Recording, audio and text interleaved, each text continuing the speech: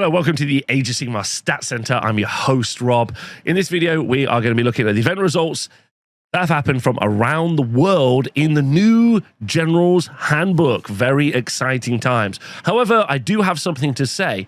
We don't have a lot of events in the book this weekend. This is our technically third weekend of Age of Sigmar under the new GHB. However, if you look at the timeline, specifically my actual personal timeline, this is exactly when I expected the new GHB to be launched. I actually have this weekend booked off intentionally because I assumed the GHB would be out around this time and I'd be making lots of content. It came out nearly a month early, and that's really difficult for tournament organizers like me and other tournament organizers around the world to set up. So generally, based on our past year-on-year look, thanks to Warhammer Rob, events have been lower or almost non-existent around this period of the year because we're all waiting for the new General's Handbook to come out and we need to plan our new events. Or we're waiting for the new edition, so we need to plan our events. So you end up with more events in spring, or you end up with them in autumn. And I just wanted to make sure I put that out there and explain that before you get the classic, Age of Sigmar is dead conversations. Anyway, so 108 players this week over 4 events across 3 different countries. Our biggest event is in France. We've got 2 events in England and 1 in China. Currently, we have had more events in the UK than we've had in America, which is not very standard either. But I'm sure there's many issues as to why that's occurring. But just to put some context on it, let's go look at our first event in France. Now, the French use a very odd website, but 60 players battling out. They had 2 5-0s. They had Raziel and they have Guari Detta. In France, they use kind of like pseudonyms or like gamer names or gamer tags instead of using their real names. And we can see we've got Uruk Warclans and Skavens. And you are literally not going to believe the Uruk Warclan list. The Uruk Warclan list is the Army of Renown Krazog's Grunter Stampede. Okay, using Scouting Force and Wrathful Cycles, it's got a Tusk Boss on More Grunter, 4 Gore Grunters, a Tusk Boss on More Grunter, more Gore Grunters, but this is a reinforced unit, a unit of Gore Grunter Gougers, and a More Grunter with Hacking Crew. This is 4 units of 4 big pigs and then loads of little pigs, all for the charge mortals. All of this has got much cheaper, and this is a crazy time to be alive. Now, don't forget, the way that we play now is very different. You really only need to focus on 2 different elements of the board because that's all you need really for tactics. So you can bring a lot of potency in combat force into 2 areas, probably making this much better. Our Skaven list is a Skaven Claw Horde, and this is running Intercept and Recover and Scouting Force with Visik Scour, Reinforced Unit Clan Rats, a Plague Pack, Reinforced Unit of Storm Fiends, a Scourge of Grand Gracie on Screaming Bell, and then 2 units of Clan Rats and a Claw Lord. It's worth pointing out as well that this is France's first major event with the new GHB. So I have now run 2 of the new GHB events since it's been out, which is pretty crazy to say. And so this might make it its 4th week. And my experience is people are still learning what battle tactics to choose. They're still building and painting the right armies. So I would be careful about reading too much into the meta right now. People are still learning how to play. This could have been just Guari Deter, who's just played 5 people this is their first time trying each mission, trying each HB, trying the new tactics. So just be really careful about just jumping the gun on this is broken, this is too good, etc., etc. Let's look at the rest of the results. So if we look at all of the players, and all the armies in the 4-1 bracket, we can see that Azuke, I've got to say this with a French accent, Azuke, that's not French, is running Uruk Warclans. Dazris is running Nighthorn. Babi is running Hedonites of Sinesh. Eldaran is running Blades of Corn. Grostiti is running Nighthorn. Runpapa is running Convergent Overlords. Thirsty Soras 69 is running Skavens. Antoine 34110 is running Stormcast Eternals. Fwash is running Sylvaneth, and that is it. But if you look, that's quite a diverse roster. Sylvaneth, Stormcast, Skaven, KO, Double Nighthorn, Hedonites, Blades of Corn, lots of armies in there. Let's go and have a look at the list, shall we? So first up, we have a Cruel Boys list, and I think Cruel Boys, FYI, I've seen Cruel Boys play now in the new GHB. I think Cruel Boys are very good. I put them in like an A tier. It's too early now, I think, to do any tier list, but here I am saying it. So Crawl Boys up there, Restless Energy and Master of the Paths. We've got Kragnos, 2 reinforced unit of Gut Rippers and Marsh Crawler Slogoth, the Scourger Garand Killer Boss and Great Gnashtooth, which is an amazing war scroll, Swamp Caller Shaman, Beast Skewer Killbow, Breaker Boss, and then a Merc Knob with Belcher Banner. And look at that, 4 regiment drops as well, trying to make it to get as many rolls as you can. Getting the re-roll on the priority roll, very, very key. Then we've got Dadris, who has been running a Deathstalker's Nighthaunt list with Chthonic Sorceries and Scouting Force in Intercept and Recover. Reikenor the Grim Hailer, Reinforced Unit of Blade Guys, Hex Wraiths, Scourging Around Black Coach, Guardian of Souls, Grimghast Reapers, Alrak the Drowner, Mimron Banshees in this list as well. So Reinforced Mimrons, Alrak's really good at the moment, in my opinion. Guardian of Souls, Grimghast Reapers. Now, this is an army that does not need to commit early. It doesn't commit early, right? And then it just goes in. So that's very good. Okay. Then if we go and look at Babi, Babi was running a Hedonite Slanesh Seeker Cavalcade army, running the Forbidden Power, and was also running Scouting Force and Restless Energy. So Shalaxi, 20 Bliss Barb Archers in 2025, 10 Slickblade Seekers, Shardspeaker of Slanesh, 5 Bliss Barb Seekers, 6 Scourging Garand Fiend Bloods, and then 10 Painbringers in this list as well. Now, we saw 10 Painbringers play really well in 2 weeks ago. This is a very identifiably different list to that, though. Shalaxi, the Archers, pretty crazy. No Fight Twice in here because we don't have ourselves a Keeper of Secrets, which I think is pretty spicy.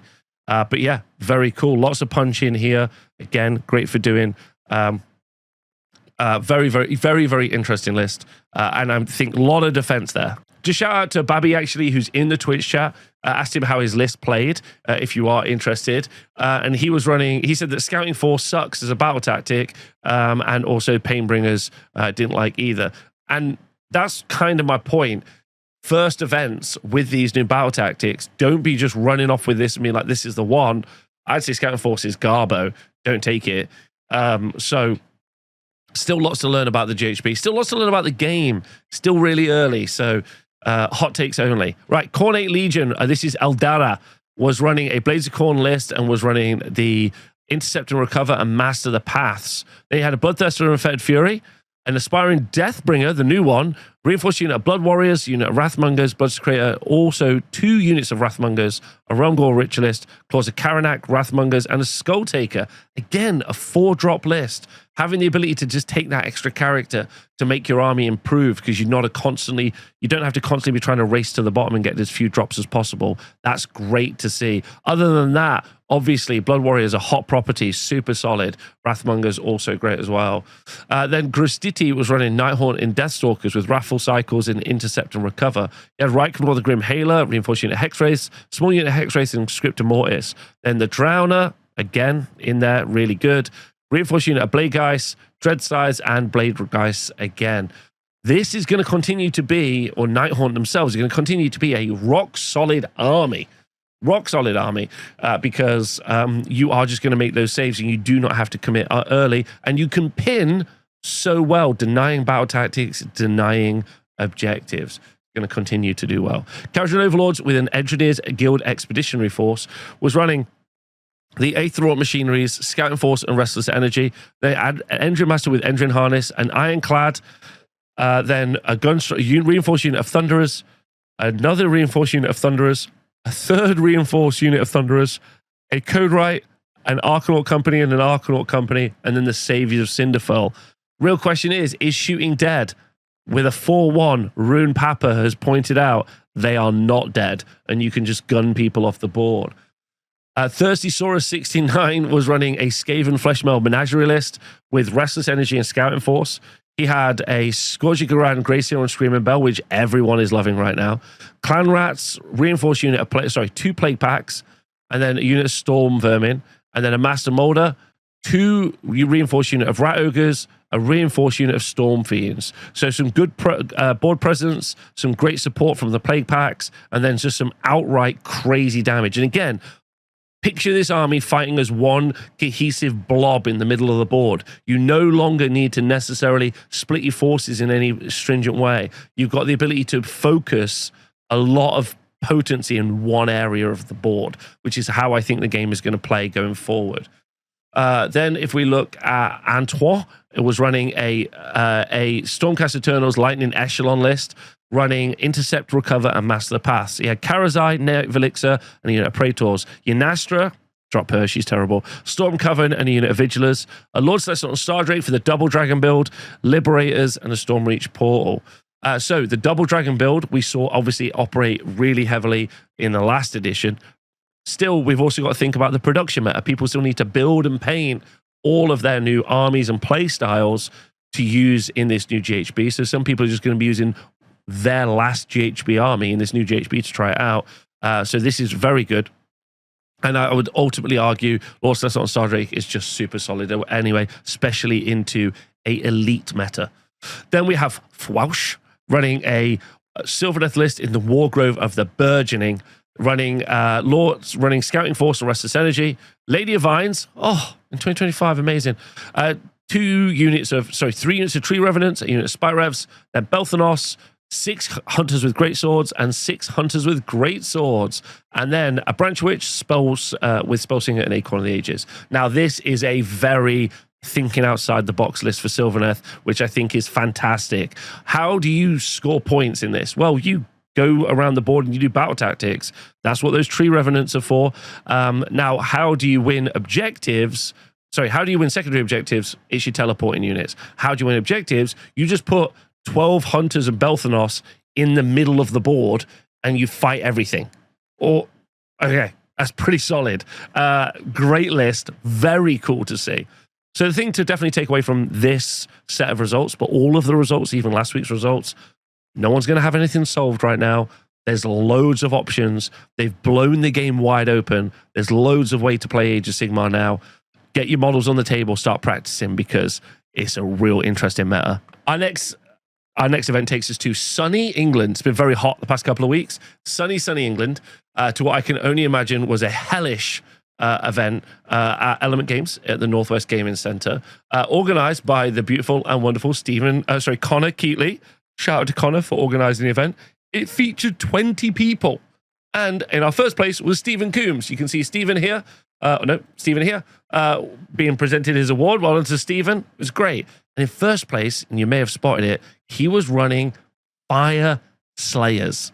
That's right, Fire Slayers. And it's all Magma Droths all the way down, including his list name, which is 7 Droths Are Back. So he's got the Scales of Volcatrix. And he has got an Auric Runefather on Magma Droth, a Rune Son on Magma Droth. He also was taking Intercept and Recover and Master the Paths, by the way. And then an Auric Runefather on Magma Droth, and a Rune Son on Magma Droth, a Rune Smiter on Magma Droth, a Rune Smiter on Magma Droth, and then a Rune Son on Magma Droth. All Droths all the time. What happens if you take 7 Magma Droths, you put them in one group and just run them forward? And then, because you are 4 regiments, you re-roll the prio and do a double. I think the answer might be you smash face and win games. Well done to Stephen. So if we go look at the 4-1 bracket, we can see Fire Slayers again. Then Maggotkin of Nurgle also in the 4-1 bracket. Let's have a look. Daniel Schutenhurst was running a Fire Slayer list, and it's called I Like My Dwarden, How I Like My Men. And he was running Master the Paths and Raffle Cycles, and he had an Auric Runefather on Magma Droth. Oh no, a Doomseeker, 10 Hearthguard Berserkers with Berserker Broadaxes, a Auric Rune Son on Magma Droth, the Scourge Garan version, an Auric Rune Master, a unit of Reinforced Auric Hearthguard with Berserker Broadaxes, a Rune Smiter, another Reinforced unit of Berserkers with Broadaxes, and a Doomseeker. So same idea, right? Everything in an area, smash. Can you handle everything hitting you at once? It doesn't matter that it's slow. You don't need to be on tons of objectives. You've got that really punchy Magma Droth and those big units. And then our other 4-1, which is Rene, was running in Maggotkin of Nurgle with the Plague Cyst, and he was running Morbid Conjuration, Wrathful Cycles, and Restless Energy. The Scourgigarang Rotigus, 11 out of 10. Get one on the table. 10 Blight Kings, Rotmire Creed. Glotkin, Lord of Blights, 10 more Blight Kings. Nurgle are in a great position right now. I think they're A tier as an army. Really solid. Put all your Blight Kings on the board, put that Rottgus on the board, score points, deny people objectives, deny people treasures, win the game. 11 out of 10. Great. I hope everyone had a great time at this event. I'm sure you were sweating it out on those top tables. Let's go look at the next event. Our next event takes us to lovely Lincoln. If you've never been, fantastic. As a steampunk fair once a year and some cobblestone roads leading up to a cathedral. It's lovely there. Anyway, this is an event called The Beast Strikes Back, organized by one of the best looking TOs in the Midlands, Ed, in the A rank for sure. He was running so 18 people, and we've got 150. Sam Barker was running a Skaven list. He was running the Fleshmeld Menagerie and Restless Energy and Scouting Force, and he had a Scourge of Grand Gracier and Screaming Bell, very popular. 3 reinforced unit of Rat Ogres, the Scourge of Grand Brood Terror, a Plague Priest on Plague Furnace, a Clan Rats, and Plague Monks. They dropped those Rat Ogre points, I'm almost certain. Double check me in the comments if I'm wrong. And they have become so popular. So much output. And again, you don't need to play wide. You can concentrate all that force. Yes, they're a little bit slower than some other units, but they can fight all in one space. And when they do, that is terrible. Well done to Sam. Congratulations.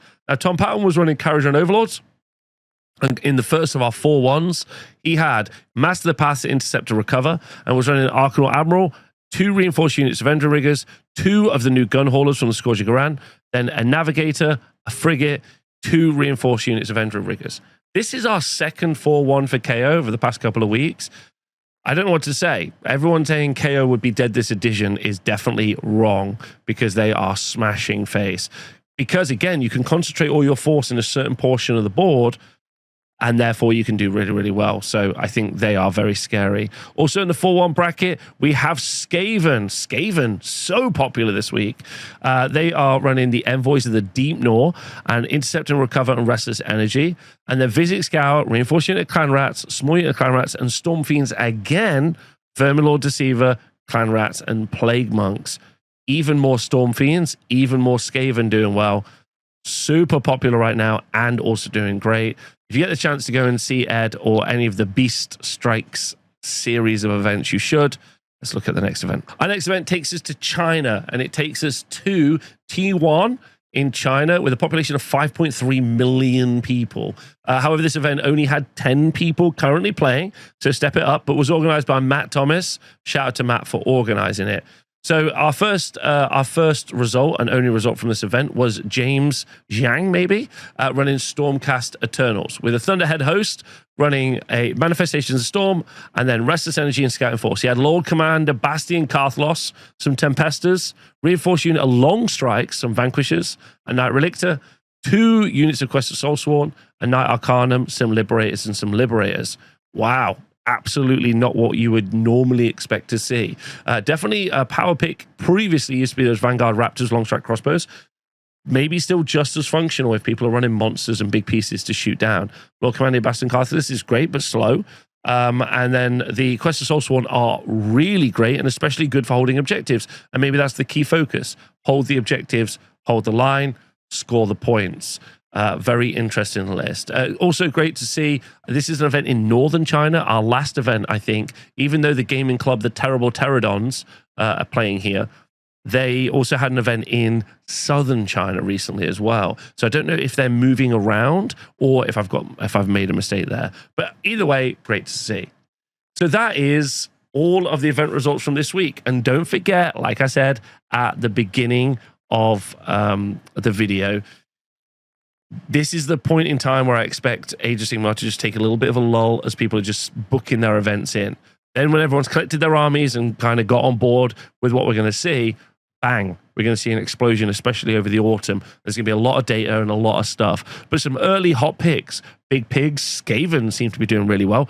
Fireslayer's also in that mix, which I think is interesting. We've seen this concurrent theme with Hedonites and Kharadron Overlords, which I think is over the past couple of weeks, which I think is cool as well.